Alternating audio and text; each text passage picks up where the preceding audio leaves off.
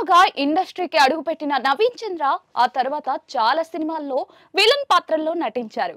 అలా అరవింద సమేత, నేను లోకల్ వంటి సినిమాల్లో విలన్ గా చేసిన సంగతి మనందరికీ తెలిసిందే. అలా నెగటివ్ షేడ్స్ ఉన్న పాత్రలతో పాటు పలు సినిమాల్లో క్యారెక్టర్ ఆర్టిస్ట్ గా కూడా చేస్తూ ఉన్నారు. అయితే అలాంటి నవీన్ చంద్రపై ఆయన బంధువులు, ఇరుగు పొరుగు వారు భార్యని టార్చర్ చేస్తున్నాడు అంటూ ఫిర్యాదు చేస్తున్నారట. మరి ఇంతకీ నవీన్ చంద్ర ఎందుకు తన భార్యను టార్చర్ చేస్తున్నారు? ఇందులో ఉన్న అసలు నిజం ఏంటి అనేది ఇప్పుడు చూద్దాం. నవీన్ చంద్ర చాలా సినిమాల్లో సైకో భర్త క్యారెక్టర్ లో నటించిన సంగతి మనకు తెలిసిందే. అలా కలర్స్ స్వాతితో చేసిన మంత్స్ ఆఫ్ మధు సినిమాలో భార్యని టార్చర్ చేస్తూ వేరే అమ్మాయితో ఎఫ్ఐఆర్ పెట్టుకున్న పాత్రలో కనిపిస్తాడు. అంతేకాకుండా అమ్ము సినిమాలో భార్యపై అనుమానం పెంచుకొని సైకో పాత్రలో క్రూరంగా నటిస్తాడు. అలా కొన్ని సినిమాల్లో భార్యను వేధిస్తూ సాడిస్ట్ లా సైకో పాత్రలో కనిపించిన నవీన్ చంద్రని చూసి ఇరుగు పొరుగు వారు, వీధిలో ఉన్న వాళ్ళు, బంధువులు కూడా చాలా భయపడిపోయేవారట.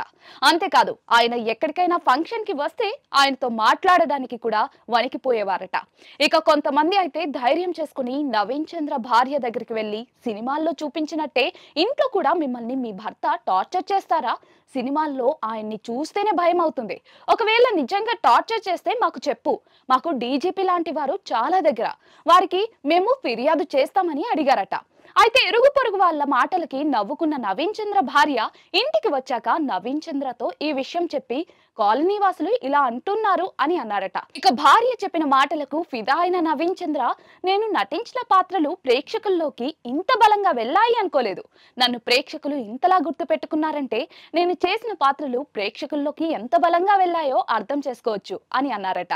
అంతేకాదు ఆ తర్వాత ఎక్కడికి ఫంక్షన్స్ కి వెళ్ళినా కూడా తన బంధువులతో, ఇరుగు పొరుగు వాళ్ళతో కూర్చొని తన సినిమాల గురించి పూర్తిగా చెప్పడంతో వాళ్ళు నవీన్ చంద్రని అర్థం చేసుకున్నారట. ఇక తాజాగా నవీన్ చంద్ర నటిస్తున్న 11 సినిమా ప్రమోషన్స్ లో చెప్పుకొచ్చారు. ఇక నవీన్ చంద్ర మలయాళీ సినిమాలలో అసిస్టెంట్ డైరెక్టర్ గా వర్క్ చేసే ఓర్మాని పెళ్లి చేసుకున్నారు.